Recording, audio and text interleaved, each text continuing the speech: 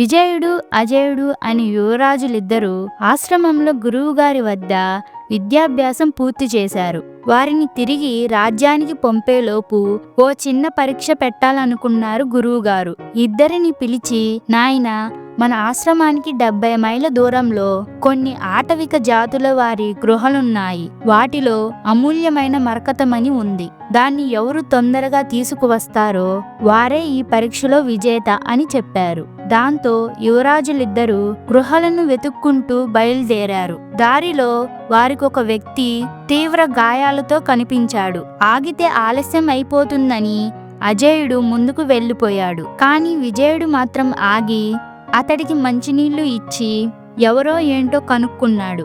కాస్త స్థిమితపడి ఆ వ్యక్తి వెళ్ళిపోయాక విజయుడు మళ్ళీ బయలుదేరాడు. కొంత దూరం వెళ్ళాక అతడికి అజయుడు ఆటవిక తెగల చేతిలో బందీగా కనిపించాడు. వెంటనే విజయుడు వారితో స్నేహంగా మాట్లాడి అజయుడిని విడిపించాడు. అంతేకాదు, వారు విజయుడికి గృహాల వద్దకు తీసుకువెళ్లి మరకతమణిని కూడా ఇప్పించారు. ఇదంతా ఎలా సాధ్యమైందో అజయుడికి అర్థం కాలేదు. అదే విషయం అడిగాడు అజయుడు. అప్పుడు విజయుడు ఇలా అన్నాడు, దారిలో గాయాలతో కనిపించిన వ్యక్తి వీరి చేతిలో దాడికి గురైన వాడే.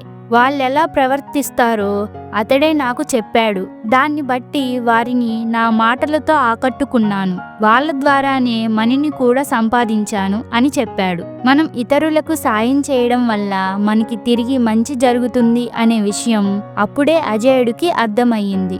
ఇలాంటి స్టోరీస్ మీకు ఇంకా కావాలంటే ఇప్పుడే వీడియోకి లైక్ చేసి ఛానల్ని సబ్స్క్రైబ్ చేసుకొని బెల్ ఐకాన్ని ఆల్లో పెట్టుకోండి.